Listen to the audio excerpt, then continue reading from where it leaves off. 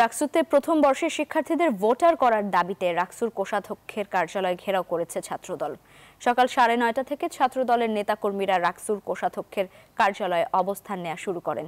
তারা জানান, প্রথম বর্ষের শিক্ষার্থীদের ভোটাধিকার নিশ্চিত করে রাকসু নির্বাচন সম্পন্ন করতে হবে। সকলের অংশগ্রহণ নিশ্চিত এবং নির্বাচনের কমিশনের নিরপেক্ষতা নিশ্চিত করারও দাবি জানান তারা। এ সময় ছাত্রদলের আন্দোলনে ইউট্যাব রাজশাহী বিশ্ববিদ্যালয়ের শিক্ষকরা সংহতি জানিয়েছেন।